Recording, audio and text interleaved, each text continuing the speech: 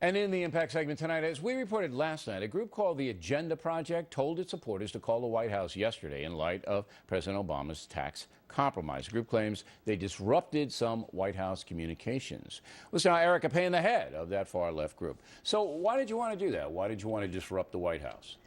Well, we thought it was really important to make a point very clearly to President Obama that there were a group of people from a wide swath of the left, and not just the far left, from the middle to the left, who really didn't think that given the financial state of our country that we should be And you want to do that by disrupting cuts. their telephone service? Well, so we didn't think that people who make over $1 million a year should have their we tax got all cuts that. extended. We know why you oppose it, but why disrupt the telephone service of the White House? I mean, why do that? Well, I mean, here's the thing. So we didn't know the phone lines were going to go down. What we wanted to do was Valerie Jarrett is one of his key advisors, and so we knew that she has a really good ear to him. So you wanted to call Valerie, but she's not going to take your call. We wanted to call. Well, I talked to her chief of staff Friday morning, so he took my call. And one of the projects that helped launch this whole effort is a project called Patriotic Millionaires against tax cuts for millionaires.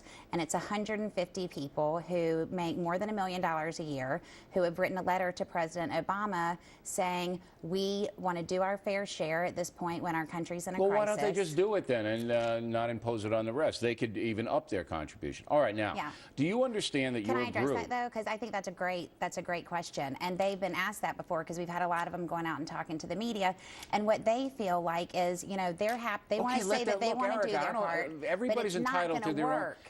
They're entitled to their own opinion. If they're millionaires and they want to give more money to the government, let them.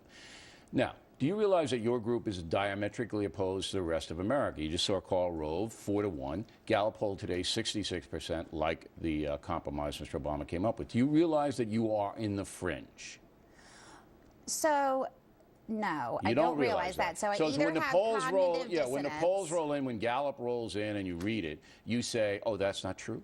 Well, so I've seen opposing polls, but Gallup is the pollster. It's the measure. The polls that I have seen have shown that 2/3 of Americans think that we should Gallup's get lying rid of or those tax incompetent. cuts. Well, I'll be happy to send you a link with the poll, but just set the polls aside for a second. I don't know. I mean, you know, it's like saying the U.S. bank doesn't print currency. The Gallup poll is the gold standards, and you reject it? Okay, so leave the poll where it is. So let me just say, I don't agree that those are the poll numbers, but I'll concede your point. Say they are. Let's assume they are. Okay. But I think what we really need to look at is how many people are affected by what we're talking about, which is raising taxes on people who make more than $1 million. But all of those arguments have been made. But do you know how many people in this country make more than $1 million a year? Do I know exactly how many? I'll tell you exactly how many. There are about 1% of the population. That's actually not right. There are 375,000 people. That's about 1% of the population. There are 307 million people in this country. All of your arguments have been... So it's actually 0.01% of the population. Your arguments have been made, and the people know what your argument is, and they reject it, according to all the polls. Now, I make a lot of money. If you were the President of the United States and you could impose a federal income tax rate on me, what would it be?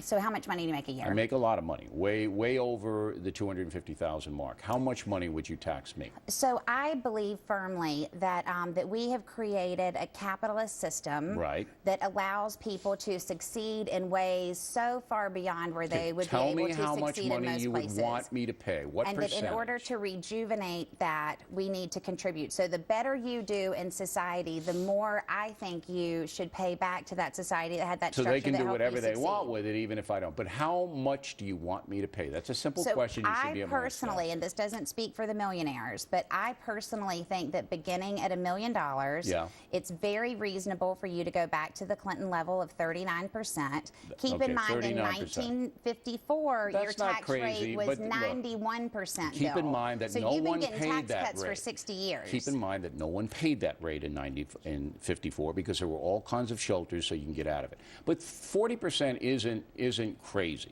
all right? But in this economy, most people have come to the conclusion that that would hurt the economy and perhaps put us into a recession. But we appreciate you coming in. I don't like the White House stuff. Just go out, state your case, try to convince people. Don't create chaos, all right? Erica, thanks very much. Thanks so much, Bill. Directly ahead, Dick Morris on how